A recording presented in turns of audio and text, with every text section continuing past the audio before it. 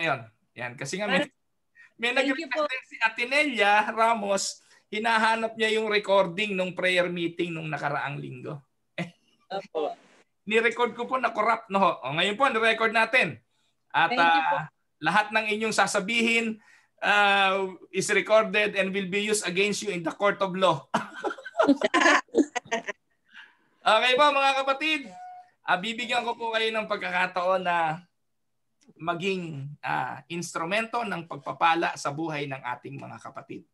Ibig pong sabihin nun, meron bang mga bagay na sa tingin ninyo ay nangyari sa buhay ninyo o something that will enable our brothers and sisters to be strengthened by your testimony. So, atin pong gawin lang na medyo 1 to 3 minutes. Ano po, let us go directly to the point.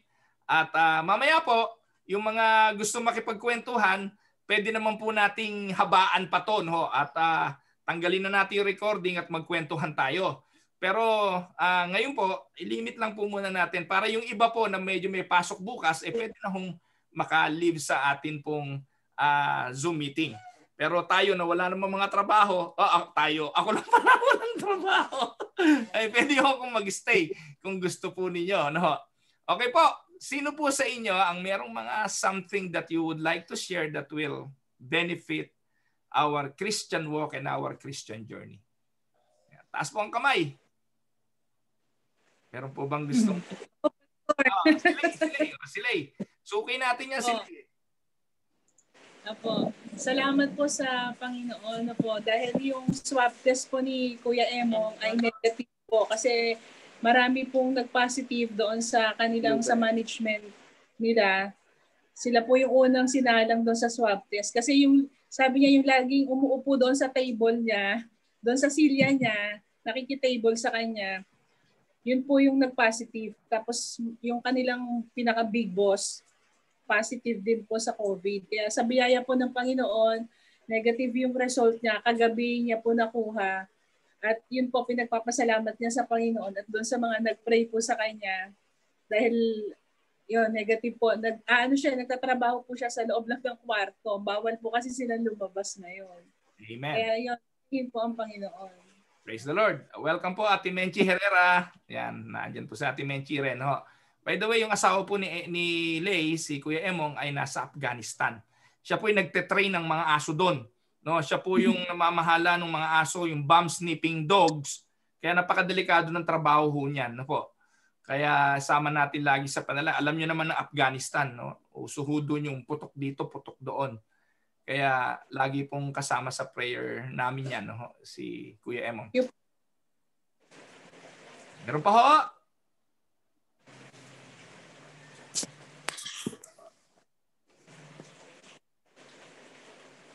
Bago kayo mahiya.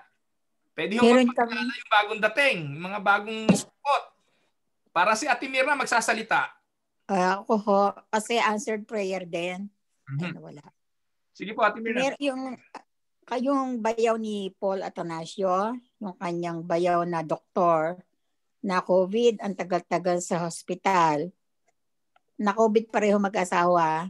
Then pinag-pray namin, kanina kausap ko si Paul, nakauwi na sa bahay yung doktor at maayos naman daw. Kaya answered prayer yon na ang tagal, meron yata siyang higit 1 month sa hospital. Pero mahinang-mahina, patuloy pa rin ang panalangin. Pero salamat at nakauwi na sa bahay. At least, merong katugunan. At saka si Ate Waning, na stroke siya na hospital mga 2 weeks sa ICU. Nasa bahay na rin, nagpapagaling, pero ano pa rin, continuous prayer pa rin dahil walang ano lang siya, parang nakatingin lang, hindi nakakasalita, at saka tube ang pagkain. Yun. At saka paralyzed ang kanyang right side. Opo. Right body. Kasama po sa panalangin sa mga small group namin si Nanay Juaneng. Pati po si Paul, pakikumusta niyo po kami sa kanya. At sabihin niyo po okay naman siya.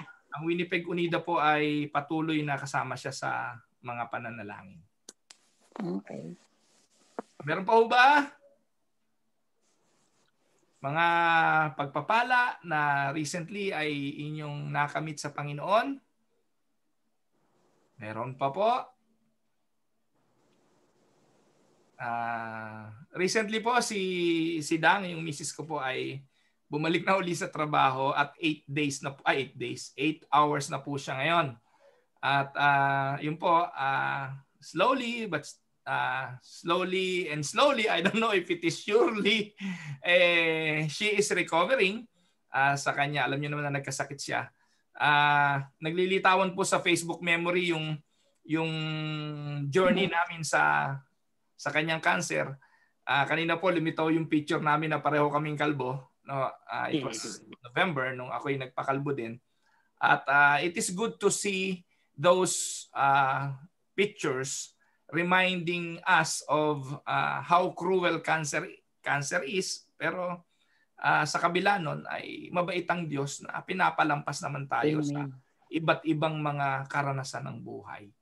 At yun po, ngayon po nakakabalik na po siya sa trabaho.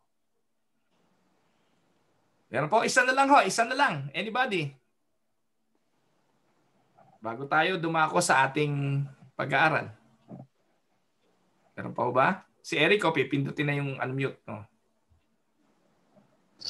Ako po, marami. Lalo na po siyang misis ko, si Hazel. So, 3 years na po siya ngayon. Diba, na-chemo din po siya for 6 chemos and 25 radiation. So, sa awa naman ho ng Panginoon, okay na po siya. Pag po binablood test siya, mababa naman po yung ng cancer. Pero meron po siyang nodules. Pero sabi naman ng doktor, nothing to worry. Sabi, iba-biopsy. Pero i-ultrasound muna daw ho. Mm-hmm. At saka, like 3 weeks ago, na-promote po ako sa trabaho. Mm-hmm. Kaya matagal ko na po iniintay yun, pero lagi ako nakikinig kay Pastor, sabi, dapat mag-intay, wag. pero biglang dumating na hindi ko po inaasahan, talagang blessing. Praise the Lord. Salamat sa Panginoon. No, si Ate Heidi nagtataas ng kamay, meron bang isi-share? Hindi. Kala ko nagtataas. Okay, purihin po ang Panginoon sa mga pagpapalang ito na naranasan ng mga kapatiran. At ang buhay na meron tayo is worth thanking God dahil talaga namang alam natin lahat naman ng bagay na meron tayo ay talagang biyaya ng ating Panginoon. Pwede bang saglit muna tayong tumungo, tayo po ay magpasalamat, tayo manalangin. Panginoong Diyos na makapangyarihan, narinig mo po yung mga patotoo at pasasalamat mula sa buhay ng aking mga kapatid. Amin pong ibinabalik sa iyo ang lahat ng pasasalamat, lahat ng papuri, dahil nangyayari ang lahat ng ito, Panginoon, sa timing, sa tamang panahon, at sa iyong kalooban. Kinikilala po namin, Panginoon, na ikaw ang siyang Diyos na makapangyarihang kumikilos maging sa mga bagay na hindi namin naiintindihan. Nagpapasalamat po kami ng labis dahil alam namin na hindi ka nagkakamali. Maraming pong salamat maging sa pagtitipon na ito ngayong gabi. Busugin mo kami ng mga paalala mula sa iyong mga salita at patuloy po na ma-enjoy namin ang fellowship ng bawat isa. Lord, sa iyo po ang lahat ng papuri sa pangalan ni Jesus. Amen and amen. Nawala na si Tess, hindi talaga siya makapasok. I don't know what happened. Ewan ko, baka talagang mahirap pumasok. So, ang gagawin po muna natin, mga kapatid, ay mag-aaral po muna tayo ng salita ng Diyos. I want to share something to you tonight. Ayan. Nakikita niyo po sa screen. Naka-mute po kayo eh. Okay po. Kita, Pastor, kita. Okay, so nakikita niyo po. So ang talata po natin ngayon, ang pamagat po ng maganda title, buong isip, hindi kung kailan maisipan. So God wants us to know Him and to know Him more. Ayon sa Mark chapter 12, if you have your Bible with you, kung wala naman po, ay just follow me. Diyan po sa ating screen, makikita naman. Yan po yung talatang ating pagbubulayan. Sabi po, Mark 12:29 hanggang 30. Jesus answered, the most important commandment is, Hear, O Israel, the Lord our God, the Lord is one. And you shall love the Lord your God with all your heart and with all your soul and with all your mind and with all your strength. So yan po yung atin pong talata. Love the Lord your God, no, with all your heart, with all your soul, and with all your mind. Ayan. So, iyan ang ating pag-aaralan. So, hanggang sa susunod na mga week, we will be focusing on the subject of loving the Lord. Alam niyo mga kapatid, ang isa raw sa pinakamahirap na digmaan na ating hinaharap araw-araw. The battle that each and every one of us are facing each day ay yung tinatawag na pakikipagdigmaan sa ating isipan. Sa isip natin binabalak ang maraming mga bagay, mabuti man o masama, sa isipan po natin yan nagsisimula. No? Sa isip natin pinipili ang ating mga desisyon na atin pong isinasakatuparan araw-araw. Ang isipang pumipili kung sino ang ating mamahalin. Tandaan po ninyo, hindi po totoong ang ating puso ang nagdidikta. Na po, kaya pag sinabihan po kayo ng I love you from the bottom of my heart, binobola lang po kayo noon. Kasi po, maging ang scientist, ang science, ay nagsasabing kapag sinabi mong mahal mo ang isang tao, ang nagsabi nun ay ang ating isipan. Ang reality niya, yung mga tao po na nagkaka-Alzheimer's na, nag-uulyanin, nalilimutan na po nila kung sino ang kanilang minamahal. Di po ba? Kapag tumatanda na, marami po akong karanasang ganyan na nakita na mag-asawa, hindi na niya kilala yung kanyang asawa, hindi na niya kilala yung kanyang mga anak dahil po nagkaroon na ng Alzheimer's. Let's check it tomorrow. Ang pagmamahal at ang lahat ng bagay na ating pinagpapasyahan, it is all comes in the mind. Kaya mahalagang inaalagaan ng isipan. Ang isipan ng pumipili kung sino ang mamahalin at kung sino ang kamumuhian. Ang ating ding isipan ang nag-uudyo kung sino ang ating sasambahin at ating paglilingkuran. All around us every day, there is a constant battle for our minds or in our minds. And that is why we need to constantly be in the Word of God. We need to study the Word of God so we can know the mind of God and what He expects us and how we want us to live. Alam niyo mga kapatid, kapag pinupuno raw natin ng salita ng Diyos ang ating mga isipan at nagagabayan ng salita ng Diyos ang ating mga isipan, makakapamuhay, makapagpapasya at makakapili tayo ng mga bagay na ayon sa kanyang kalooban. Hindi po ba? Kaya po minsan, nakakalungkot na ang mga choices natin, it is only between the world and the world. Between the lust of the flesh and the lust of the flesh. Never na merong tungkol sa Diyos kasi wala namang option ang tungkol sa Diyos kasi hindi tayo babad sa salita ng Diyos. Napakasarap po na pagdating sa mga pagpapasya ay dalawa lang ang pamimilian. It is either the will of God and our own personal will. Pero minsan, nai-impluwensyahan din tayo ng gusto ng ibang tao. Kaya nga po, meron tinatawag na pakitang tao. No? Yung mga popular opinion. Kung ano yung gusto ng nakakarami, minsan dun tayo, pero hindi lahat ng gusto ng nakakarami ay yun ang tama. Kaya it is very important na guided tayo nung kalooban at kagustuhan ng Diyos sa pagpapasya natin. At ang lahat ng iyon, dapat nasa ating mga isipan. Amen po ba doon mga kapatid?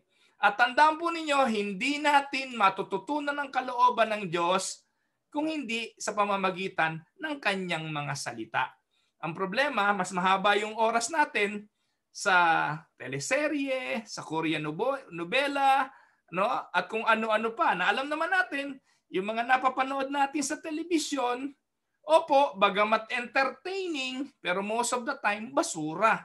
Most of the time ay hindi nakakatulong sa pagpili ng kalooban ng Diyos. Pastor, nanonood naman ako ng mga Christian program eh. Totoo? Memetay? Sabi nga. So madalang po yun. Madalang yung pagkakataong nanonood tayo ng television at ang laman ng television ay Christian program. Most of the time, talagang entertaining lang. entertainment. At most of the time, yung entertainment na pinapanood natin, kapag action, no? Tingnan po ninyo, kapag action at action movie gusto natin, talsikan ng mga utak, putulang kamay, talsikang mata, ganun po natin gustong mapanood. Kapag drama naman, puro drama, gugulpihin muna yung bida, kahit pahihirapan muna ng mga kontrabida, saka babangon at gagante. O kaya naman mga kaliwaan, merong number 1, merong number 2, at puro ganun ang mga teleserye at mga telenovela na ating kinauhumalingan. Ngayon, nasaan yung choices when it comes to the will of God? At most of the time, ito yung ipinopromote. Ang nagpo-promote nito most of the time ay mga writer na ang intensyon ay i-hook tayo at dalahin tayo para bilihin natin ang kanilang mga ipinopromote na produkto. And most of the time, ang ipinopromote nito ay paghihiganti, kaliwaan, pangangalunya, at mga pagtatanim ng galit. So you are not going to learn the will of God by watching those television series and by reading newspapers at surfing the internet of all sorts of searches, tanging sa pamamagitan lamang ng salita ng Diyos sa Biblia that we can learn the will of God. Amen? So, tandaan po ninyo mga kapatid, sabi po, the Word of God is the best source of growth. Ito ang tinapay ng buhay. Ang Panginoong Hesukristo ang source ng ating spiritual strength and spiritual growth. Sabi ng realidad naman po, ang physical na pangangatawan para maging malusog, para maging malakas, magkaroon ng enerhiya ay pakainin ng tinapay. Pero ano sabi ng Bible? Hindi lamang sa tinapay nabubuhay ang tao, kung hindi sa bawat salita na lumalabas sa bibig ng Panginoon. So both ways, physically and spiritually, we need to eat. At ang buhay espiritual ay pinakakain po ito ng pagkaing espiritual. Mga kapatid, ano yung pinapakain natin sa ating mga isipan? What do we feed our minds? We need to love the Lord with all our mind. The thing is, kung corrupt ang mind, corrupt din ang life. Simple lang yun di po ba? Gaya po ng computer. Ang computer ay hindi maglalabas ng hindi mo inilagay. Walang datang lalabas sa computer na hindi mo inilagay. Ang tawag po dyan, garbage in, garbage out. If you put good things will come out. And so it is with the mind. Ang kagandahan lang po sa mind, nakapagpaprocess kung ano ang gusto niyang ilabas nang hindi idinidiktang katulad ng computer. Sa computer, ikaw pa rin ang masusunod kung ano ang gusto mong ilabas. And so it is with our mind. So, kailangan po natin ang salita ng Diyos. We desperately need the Word of God for us to grow. But growth, take note, takes time. Kanina po ay maganda yung mensahe sa Tinig ng Pag-asa kung nakapanood po kayo. Kung hindi po, pwede nyo pong panoorin uli ngayong gabi or bukas. Ang title po nun, bakit si Jesus ay carpenter? I don't know kung may idea kayo bakit siya ay carpenter. Kasi po yung iba, alam naman natin, ang Diyos kapag tumawag, may inclination doon sa kanyang trabaho. Meron pong kinalaman doon sa kanyang trabaho. Mga kapatid, ako po ay medical representative. I am into sales. I am a marketing person. At tinawag po ako ng Diyos sa pagmiministeryo dahil po doon sa trabaho ko. I am a people person. Hindi po ako mabubuhay ng walang tao. At ang buhay ko po ay laging sa tao. Kaya po hindi po ako inutusan ng simbahan, hindi po ako inutusan ng council o ng Winnipeg Unida leadership to do Tinig ng Pag-asa. Ito po ay passion on my part kasi I want to always be in front of the people. I want to be connected with people. At doon po ako tinawag ng Diyos kasi gagawin niya akong pastor. At sa kalagayan yon, ganun din naman ang mga tinawag ng Diyos katulad ni David, katulad po ni nung ginamit kong example kanina si David, si Elisha, no? Yung mga ginamit kong example kaninang umaga. Si Jesus, siya ay carpenter. Kasi po, sa Biblia, a carpenter is the man who works on the wood.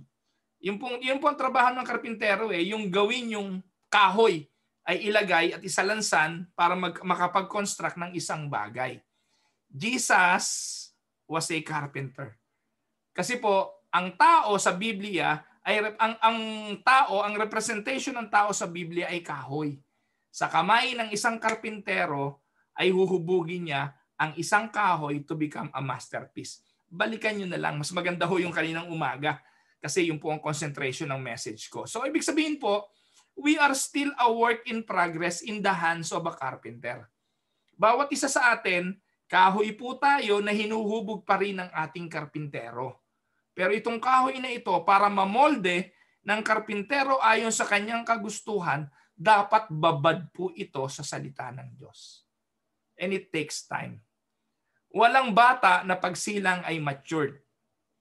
Physically, emotionally, and spiritually. It takes time to grow. Now, sa panahon natin ngayon, ang realidad mga kapatid, aminin man natin o hindi, we are all obsessed with speed. Tama po ba o mali? We want to do everything quick. We fix things as quick as possible. We want shortcuts.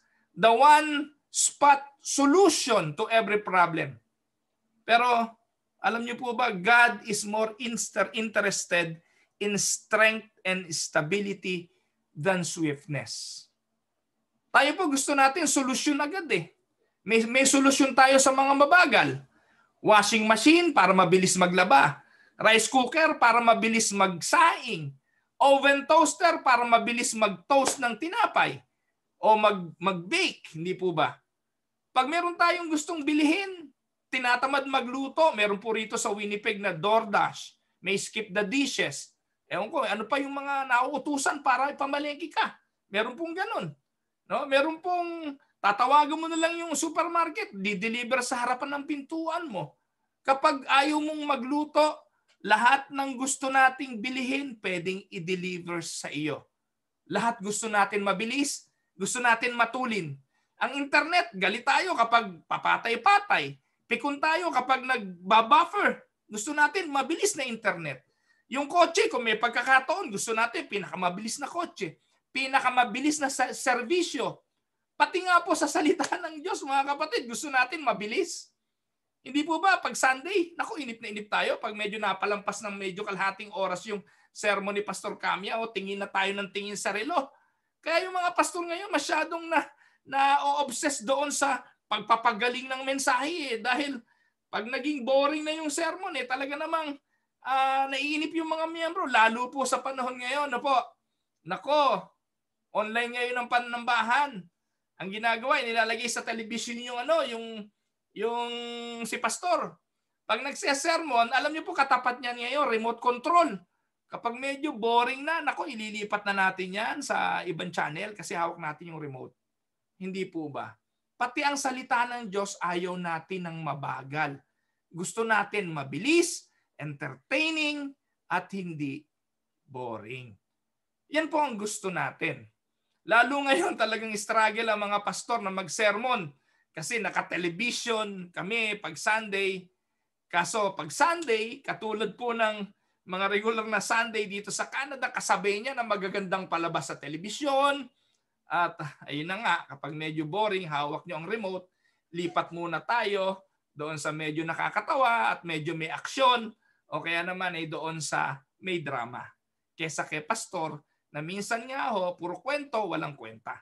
Yon. So we want quick thing. Yun po lang yung gusto kong sabihin sa marami kong sinabi. We want a sermon, a seminar, no?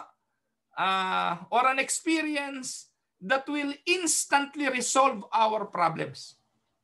Minsan nga sa problema natin, gusto natin isang pitik lang ng kamay, solve yung problema eh. Yung bang isang pitik lang ng kamay, matatanggal lahat ng temptation. Makakalaya tayo sa lahat ng growing pains. Pero take note, lahat ng bagay na nangyayari sa buhay natin ay may kinalaman sa ating personal growth because growth is a process and maturity takes time. Amen po ba? Walang single experience that will make you a mature person. No matter how powerful and how moving the sermon of a pastor, no single sermon of any pastor can make you a mature person. Amen? Kaya wag po nating iasa yung burden na yon sa isang pastor, sa galing ni pastor, kahit sinong pastor. Minsan po parang ginodiyos na natin si pastor na pastor yung solusyon ng ating mga problema. Minsan ganyan ko po tinitingnan yung ibang mga mananampalataya eh. Lalo sa Pilipinas ngayon, alam niyo po ngayon natatawa ako, bakit nauso sa Pilipinas ngayon yon? Ang tawag nila sa pastor tatay. Ewan ko ba't pinauuso yon. Sa Unida, dami kong nakikita ngayon, tawag nila kay pastor tatay. Mga kapatid, sabi na nga ho ng Biblia, pagdating sa pananampalataya, isa lang ang ama. Pero si pastor nakikiama. No? Ewan ko, yun lang ang obserbasyon ko. Ako po, wala pong tumatawag sa akin ng tatay, kundi ang 3 kong anak. Dahil pag may tumawag sa aking ibang tatay, patay sila kay Dang. No? Kasi po kahit sa pananampalataya, mga kapatid, ayokong papatawag ng tatay.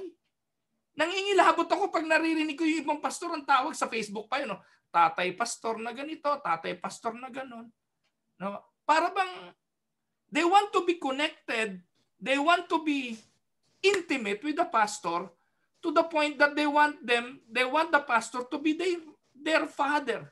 Pero mga kapatid, hindi po yun ang turo ng Biblia. Wala po dapat matibay na intimacy katulad sa pagkaama, kundi sa ating Ama sa Langit. Nakuha niyo po ba yung punto ko? Huwag na po tayong umama sa kahit kanino kung hindi naman nating tatay dito sa lupa. Pagdating sa espiritual, isa lang ang Ama na nagnanais ng intimacy. At meron siyang anak, ito ang ating Panginoong Hesukristo. Amen po ba mga kapatid? Paalalahanan po natin yung mga anak natin, huwag kang tatay ng tatay kay pastor. Hindi ko asawa yun si pastor. Kung anak ninyo, no? Mali yun eh. No? Minsan po kasi, yun ang, ewan ko, nauso. Pentecostal po nagpauso niyan. Ito pong mga pastor natin sa Unida, nakikip-tatay-tatay na rin ang tawag sa kanila. Nangingilahabot po ako. Kasi po ang turo ng Biblia, isa lang ang ating Ama sa espiritual. Now, let's go back. Yan po ang problema kay Pastor Kamian. Nadadala po ako ng iba pang mga turo kapag meron tayong napag-uusapan. Now, we want to grow and we want to grow quick. But real maturity is never a result of a single experience. Growth is gradual. And the Bible says, our lives gradually becoming brighter and more beautiful as God enters our lives and we become like Him. Take note, we become like our Father, we become like Him. Now, next question. There are several reasons why does it take so long to change and grow up. Bakit to matagal mag-mature? Sa palagay ninyo, bakit maraming mga Kristiyanong napakabagal naman ng growth? Kasi sabi mo, Pastor Ruel, growth is a process. It takes time to grow. Opo. Pero paano naman natin kukonsintihin yung minsan talaga namang meron namang proseso na dapat daanan, pinipilit iwasan, na sa halip sana'y nakarating na doon sa destinasyon ay hindi makarating-rating kasi umiiwas doon sa proseso ng growth. Why does it take so long to change and grow up? Tingnan po natin at baka naman ito ang mga dahilan kung bakit talagang mabagal ang paglago ng bawat isa. There are several reasons, and one reason why it takes so long to grow is because we are slow learners. Aray. Pero mga kapatid, huwag kayong masaktan. Ang illustration po natin dito ay walang iba kundi ang istorya ng bansang Israel. Kasi nga po, ang dali din nilang makalimot. Hindi po ba? Pinakitaan po ang bansang Israel ng 10 salot doon sa Egypt. Binigyan po sila ng mga palatandaan na ginagabayan sila ng Diyos. Pinakitaan po sila ng mga himala. Pero pagtawid po nila ng dagat na pula, o bago sila tumawid, hinati pa ng Diyos yung dagat na pula Palatandaang pinapatawid kayo talaga ng Diyos at pinapatakas na kayo sa Ehipto. Pero pagkalampas nila ng dagat na pula, dumating sila sa disyerto at doon sa disyerto, nakalimutan nilang lahat ang mga himalang ginawa ng Diyos.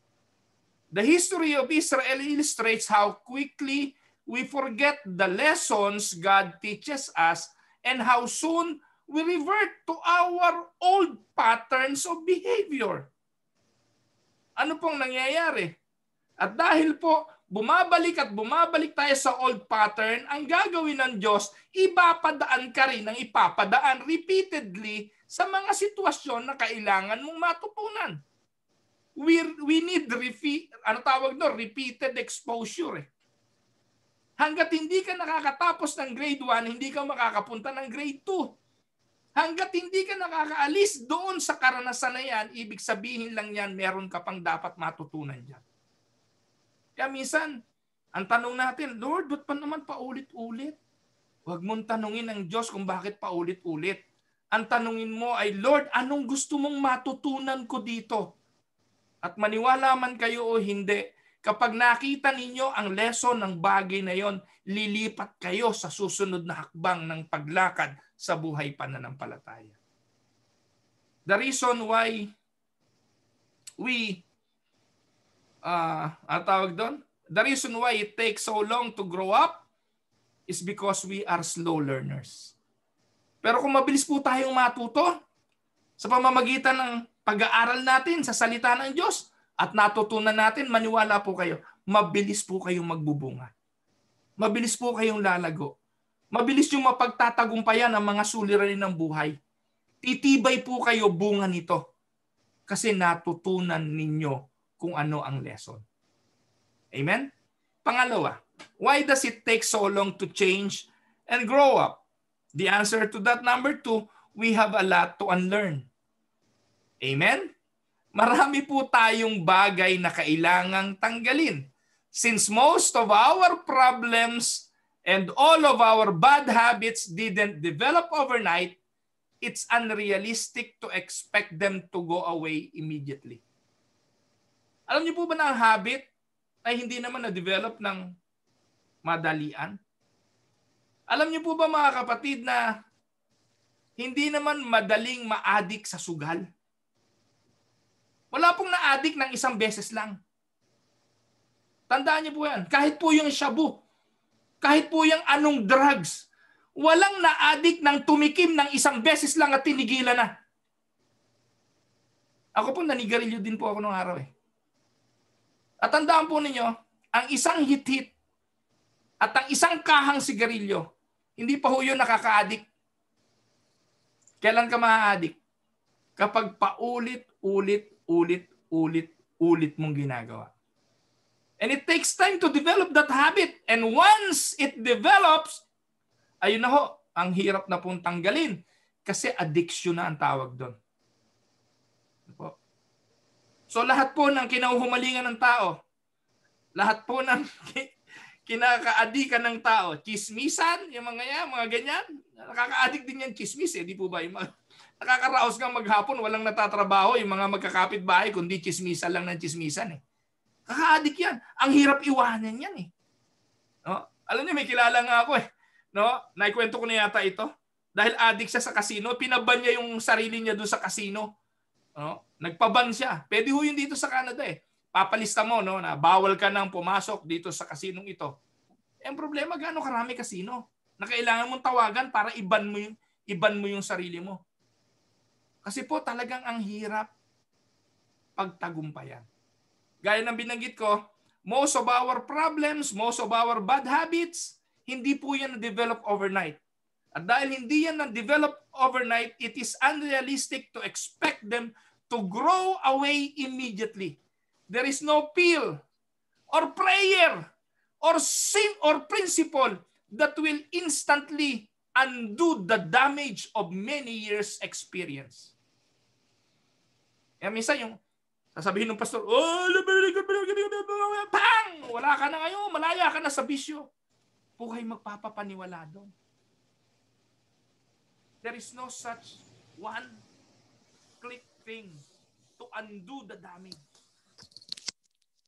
talaga hong ang gamot doon, constantly relying on the Word of God. At once naman na ang Diyos ay nagsimulang kumilos sa buhay mo, tandaan ninyo, nung araw napakabango ng amoy ng sigarilyo.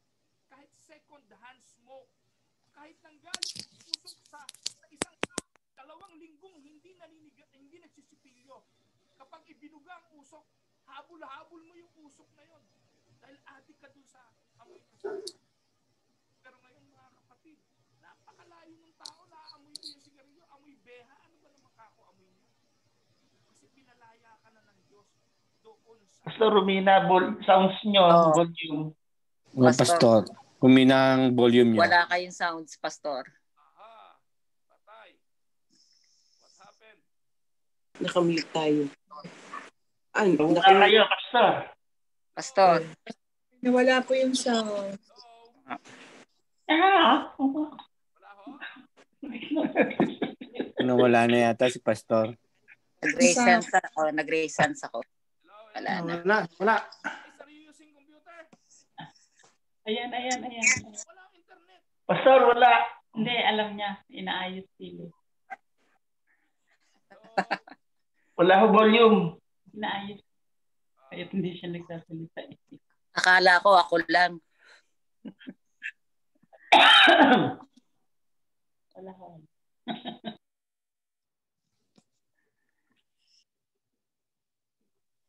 Hello? Pastor, mahina pa rin ho. Kaya narinig nyo? Naririnig bahagya ho? Ay. Ano kaya nangyari dito? Hello? What happened? Mahina pa, Bishop. Volume.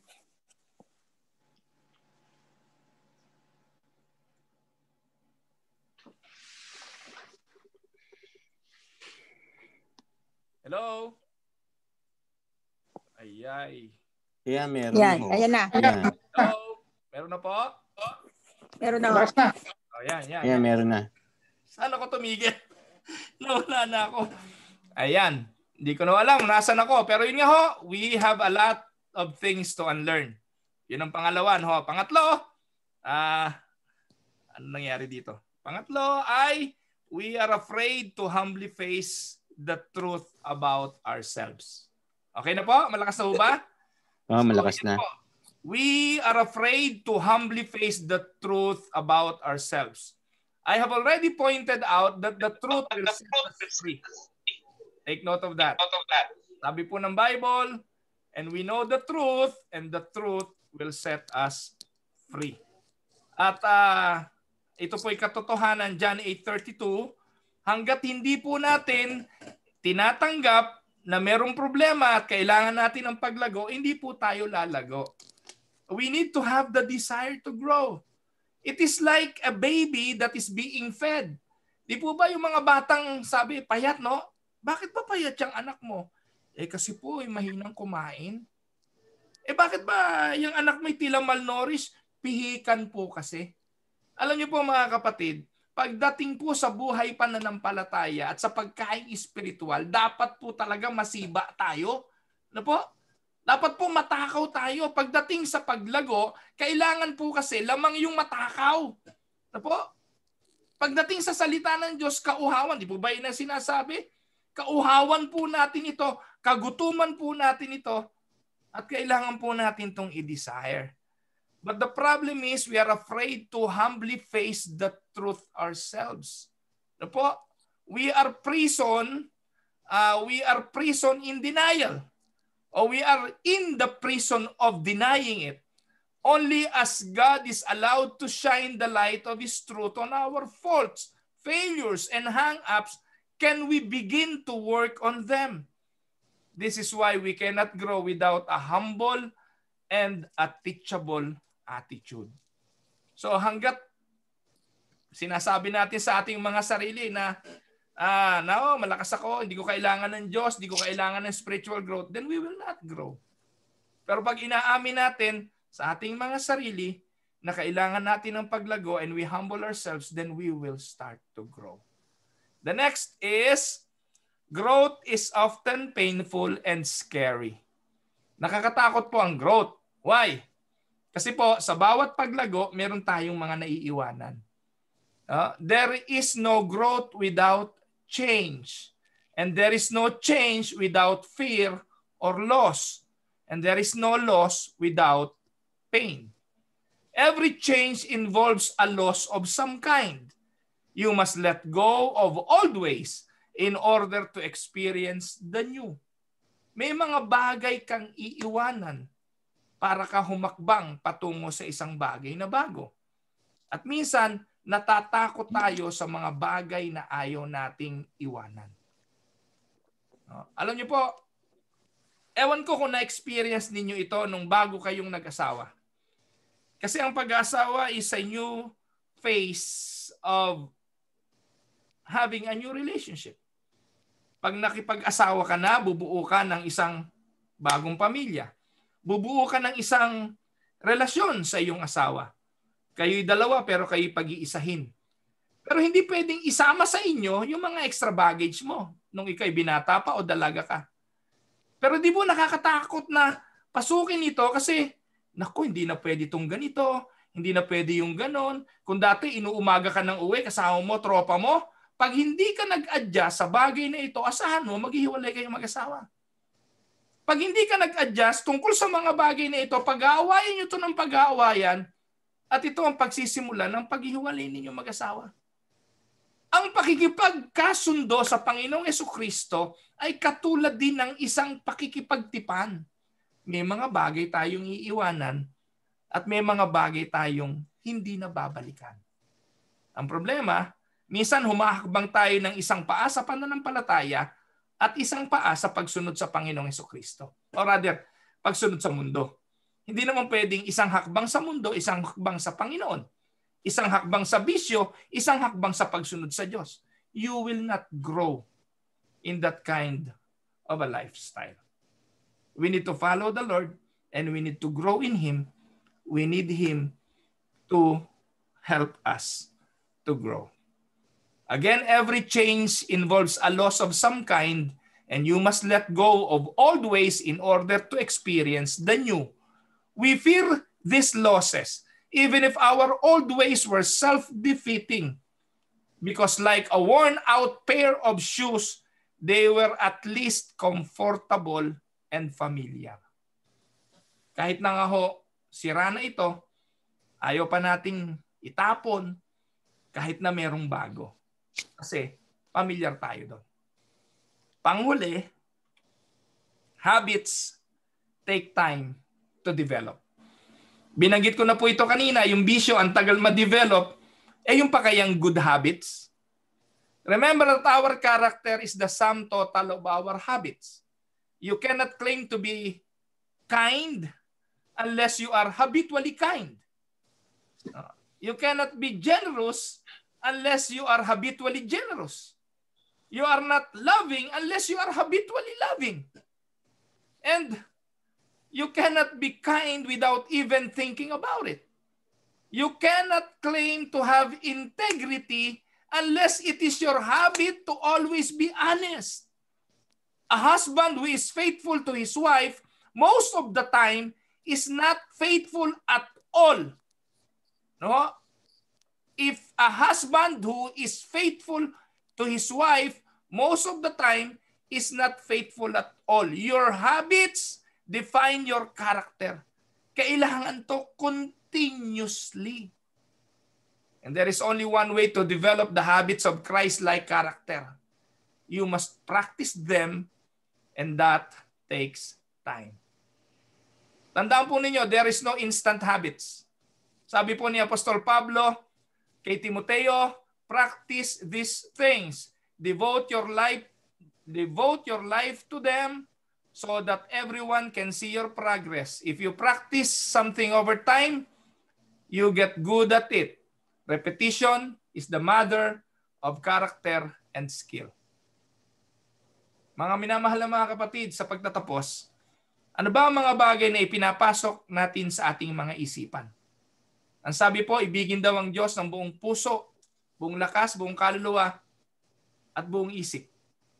No? Sa ibang araw na natin tatalakayin yung kaluluwa at puso. Ngayon, buong isipan. Anong ipinapasok natin sa isipang ito? Paano natin siya iibigin kung hindi naman natin siya pinakikinggan? Pag-ibig bang matatawag kung hindi natin siya inuunawa? Pag-ibig ba ang tawag kung wala tayong panahon para sa Kanya? Tandaan, kapag mahal natin ang isang tao, tiyak ako na siya ang magiging laman ng ating isipan lagi. Ganitong pag-ibig ang nais ng Diyos sa bawat isa sa atin. Higit sa anumang uri ng damdamin na meron tayo, nais niyang ibigin natin siya ng buong isip. Amen? Ayan. Amen. Magandang gabi po sa inyong lahat. Ngayon, pwede na po kayong magbukas ng inyong mga mikropono at baka po merong gustong magbahagi, ibigyan ko po kayo ng pagkakataon, 8:36 na po. Ayan, naka-1 oras na po tayo eh. Bago po tayo dumako sa mga prayer request, ay bibigyan ko po kayo ng pagkakataon. Baka gusto niyo pong mag-share ng ilang mga bagay tungkol sa natutunan natin. Meron bang rema? Nagrema ba ang Diyos o nagsalita ba ang Diyos sa mensaheng ating napakinggan ngayong gabi? Kung meron po ay bibigyan ko kayo ng pagkakataong magbahagi. Naka-record pa ho tayo. At ano man inyong sasabihin will be used against. Bibiro lang po. Meron pa ho ba, mga kapatid? Ano po yung tumatak sa inyo sa 5 puntos na aking binigyang diin? Ano yung pinaka nagre-rema sa inyo? Wala? Mahaba ho ba yung naputol ako? Truby, mukhang may sasabihin kayo. Hindi naman po. Wala naman po. Wala okay lang. Wala na po. Kung wala na po ay dadako tayo sa prayer. Pwede naman nyo akong taasan ng kamay kung meron po kayong nakapulot o gusto pang ibahagi. Si Shelly, parang may sasabihin si Shelly. Oh. Wala daw. Okay, kung wala na po ay, sige po, maglista tayo ng prayer request. Meron po bang mga prayer request? Ako, Pastor. Spiritual growth. Spiritual at saka physical health namin, buong family protection. Tuloy. Okay, Ate Ruby, next. Meron pa ba? Ako po, Pastor, yung si Hazel, yun nga sa nalalapit niyang yung biopsy sa kanyang nodules sa leg. Okay, sama natin si Hazel, no? Hazel Pacifico po, sama natin sa prayer. Meron pa? Yung mga... Bishop. Apo, Kuya Louie. Pakisama po natin. Pakisama po natin sa prayer ang mga nasa Philippines. Mm-hmm. Kasi po ngayon kasalukuyang binabagyo sila at lumalaki po yung tubig. Oo nga daw ho, napakalakas nga daw ng bagyo. Yun hong bagyong nakaraan ay mahangin lang at dumaan po yun sa Bicol lang. Pero ito po, ang lawak ng scope at may Oo nga daw ho. Oo. Mas malakas pa doon sa bigat hangin ang dalas. Oo nga raw. Calabar po at saka Metro Manila, po affected po. Yung ating gabi, sobrang lakas ng hangin. Tapos madaling sobrang lakas po ng ulan. Hanggang ngayon, malakas pa rin. Yung sinend sa inyong video, Pastor, yung sinend ko sa inyo, sa Noveleta po yun. Ngayon po, naulan pa rin po at saka medyo mahangin. Hindi po katulad ng ating gabi. Sa Noveleta, yung video? Hanggang ngayon pala doon. Yung video, Pastor. 9-11 na doon. Sa Noveleta po yun, doon sa may San Jose. Ako yan. Yung mga Ay, nasali rin. Narinig niyo na ako?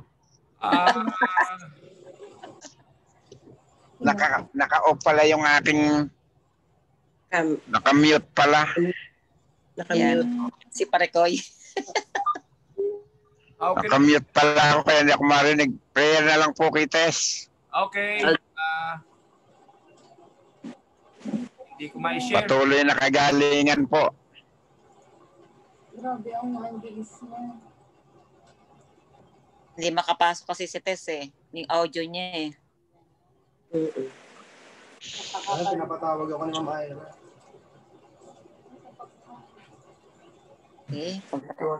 Yan, gusto niyo pa panoorin yung nangyari? Ayan po yung nobeleta. Ay, oo nga, ayan Napakita ni Pastor, ayan Ayan po, sa nobeleta. Ayan, lubugan nobeleta. Ayan. Grabe. Yung mostly kasi panamitan ang talagang nagbabaha. Grabe.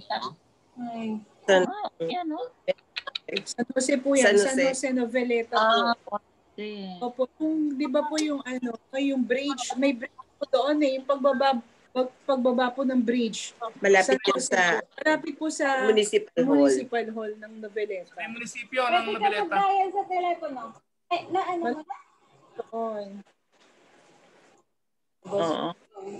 Pinapatawag po para medyo sa critical level po yung yung ilog. Anong ilog sa Noveleta? Anong ilog? Yung malapit sa City Hall po. Sa po nila? Municipal Hall. Ay, oo. Yung part ng pagbaba doon sa Mimales? Opo.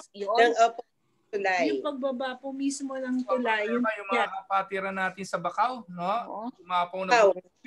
Bacau 2 nag-aborto na po. General Triaso yun. Gen 3.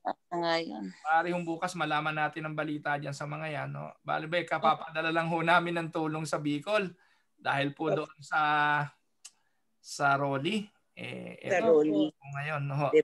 Pastor Rizal, sa Rizal, yung mga bata po na-trap na sa bubungan kasi hindi na po sila ma-rescue kaya humihingi po ang rescue team ng Rizal. Kasi hindi daw po nakuha yung mga bata. Baka marami po ang mawalang bata. Opo. By the way, bukas po aasahan ko na yan na marami pong magme-message sa akin tungkol dyan. Opo. Sama po natin sama sa panalangin itong mga bagay na ito. Sige, Pastor, pag-pray natin ngayon. So meron po ba na prayer request? Sama po natin yung mga pamilya na naapektuhan ng COVID. Sana po ay makarecover naman sila at ay magsigaling sila sa COVID. Yan. Itong place din natin, Pastor, sama natin itong Winnipeg kasi red alert na tayo tomorrow. Sana maano na yon. Actually, kasi, dapat po nun pa yung red alert na talaga. Alam niyo, sobra naman ho talaga ang mga tao. Grabe. Pero Pastor, according sa news, meron daw 90% na sa Pfizer ang ini-inject na ngayon sa mga sa mga tao. Hopefully maganda kasi 90, kahit hindi 100%, kahit 90%, malaking bagay na para sa atin. 90% nga daw 90%. Dito rin. Marami hong mas mabilis Marami hong nag-i-inject na. Ang China nag-i-inject na Kaya lang alam nyo, Amerika pa rin ang siyang masusunod dyan. Sa kanila manggagaling yan Kasi sila yung nag-certify sa American BFAD yung food and drugs nila. But anyways, I guess, gaya nga ng binabanggit ko, COVID is an upgraded flu. No? The only problem with COVID, napakabilis niyang makahawa. Not like nakaraang mga flu na hindi naman kailangan ng face mask para mag-cover Pero ito talaga makahawa. At vulnerable yung medyo may edad, no? Yung mga kagaya namin, no? Yung hindi pa kagaya nyo, kagaya namin. Kagaya ko po. Mga matatanda na talaga kung kailangan ng konting ingat, mga kapatid. Ang mga bata, wala akong problema. Kaya alam ng gobyerno, ang mga school, hindi nila, hindi nila sinasara. Sinasara. Pero ang problema naman, yung mga bata pag-uwi sa bahay, andun naman. Correct. Correct. Tama po yun. Mabigat nga po, ang mga bata asymptomatic. Dahil malakas ang immune system, walang nararamdaman. In fact, yung isang kasamahan po ni Dang sa Price, walang nararamdaman yung bata. Pero lahat, yung pamilya, may tama. Marami. Miski naman dito sa atin. So, sa Pilipinas, ganun din naman. Madalang ko ang batang namamatay. Wala pa nga akong mga record ng mga bata. Ha? Senior. Puro senior. Dito po sa Imus, madami po ang senior. Kaya na ang immune system. Ang kinamamalit ng COVID po ay pneumonia. Yung pneumonia po kasi ay very deadly. Kahit hindi po COVID. No? Kahit po hindi COVID. Viral po yun eh. Kahit any virus na humantong sa pneumonia, it is deadly. Kaya yun po ang iniiwasan. Yung wag magbara yung paghinga. Yung lungs. Wag mag-collapse. Kaya ayun. Kaya lamang po talaga yung mga bata. Malalakas ang enerhiya, malakas ang baga. Tsaka yung mga nag-exercise, yun lamang yun. Pero kung kagaya naming ang exercise unat-unat lang, naku, patay.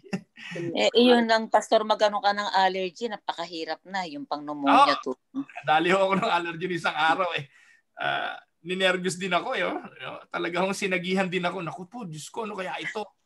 Kung hindi ko dinulirot ng kung ano yung ilong ko hindi ko maiisip na allergy pala yon. No?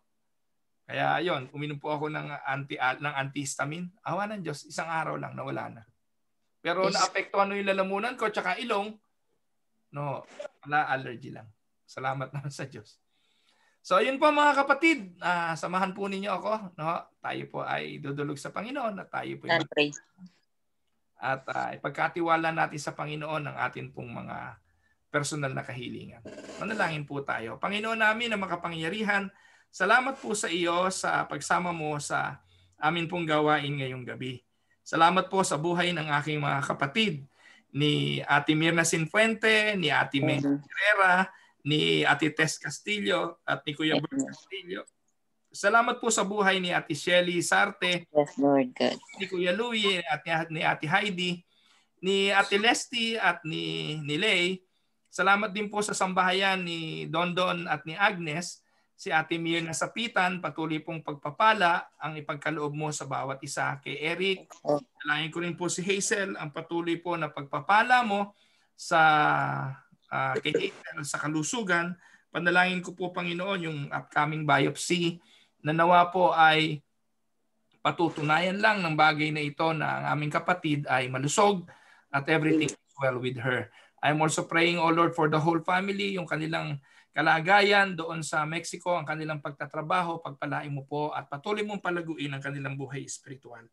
I'm also praying for Ate Ruby Pakinggan, kay Kuya Tonyo, at kay Krisha, maging sa anak nila sa Pilipinas at sa kanilang apo. Pagpalain mo po ang kanilang buhay, ang kanilang pangangailangan, ang kanilang kalusugan at ang kanilang mga paghahanap buhay. Patuloy pong panalangin para kay Kuya Manix at kay Ate Marie, pag-iingat po sa kanilang sambahayan, sa kanilang mga mahal sa buhay, kalusugan at patuloy pong pagsama sa mga hanap buhay. Ikaw po ang mag-ingat sa kanilang mga pangangailangan. Dalayan ko rin ang sambahayan ni kapatid na Glenn, si Ate Ibet, ang kanilang mga anak, ang patuloy na pagpapala mo po kay Gab, kay Lenlen at kay Jinel. Ganon din po kay Nanay Elong. Samahan mo po ang kanilang mga pangangailangan at sa iyo po nagkakatiwala namin si Ate Ruby.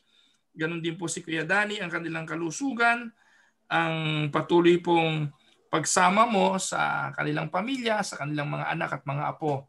Dinadalangin din namin sa iyo, Panginoon, sa oras na ito, ang kalagayan ng aming bansang Pilipinas. Idinudulog po namin sa iyo, Panginoon, ang nangyayari ngayon, ang bagyo. Alam mo po, Panginoon, ang sitwasyon ng aming bansa. Kung ano po yung nais mong matutunan namin, Panginoon, tulungan mo po at makita nawa ito ng aking mga kababayan at ang aking punsamo, Panginoon, tulungan mo po na sa kabila ng mga bagyong ito, makita ng aking mga kababayan at mga kapatid ang iyong kamay na kumikilos, kamay na tumutulong sa mga hirap na kanilang pinagdadaanan. Wala pong bagay, Panginoon, na alam naming dadaan ng walang kabuluhan. Ipaunawa mo lang po ang kahulugan ng mga bagay na ito. Dito po ay aming sasampalatayanan. Marami pong mga kahilingan, katulad po ng prayer para kay Nanay Juaning, ang patuloy pong paggaling, aming pong dalangin, ang iyong patuloy na pagsama sa Kanya, Panginoon. At hinihiling namin ang mga mabuting bagay nawa na maranasan niya. At kung iyong kalooban, Panginoon, na siya pagalingin pa, pinagkakatiwala namin ito sa iyo. Maraming pong salamat. Aming Ama, ito po ang aming samo at dalangin sa matamis na pangalan ng aming Panginoong Hesukristo. Amen. Amen. Amen. Magandang gabi po. Basta maglilib na ako, tatawag lang ako sa Pilipinas. God bless. God bless po. God bless. God bless you. Bye-bye. Bye-bye, Timir. Bye-bye, Bishop. Bye-bye. Bye-bye, Pastor. Bye-bye, Eric. God bless po. Salamat po, Pastor. Salamat po. Night sa kanya lahat. Malakas na ulan. Tayo. Hindi ko mapata. Nasaan? God bless sa inyo. Ate Ruby, bye-bye. Bye po. Pastor, dito ngayon, bumubuhos ang malakas ng ulan. Nakikita niyo po ba? Oo nga. Sobrang lakas ng ulan. Hindi naman baha dyan sa Imus? Opo, nasa Imus po. Hindi naman baha? Doon po sa labasan, doon sa Maynila Road. Oo. Baha po daw doon. Malaki na po ang tubig. Yung mga shortcut na daan doon po.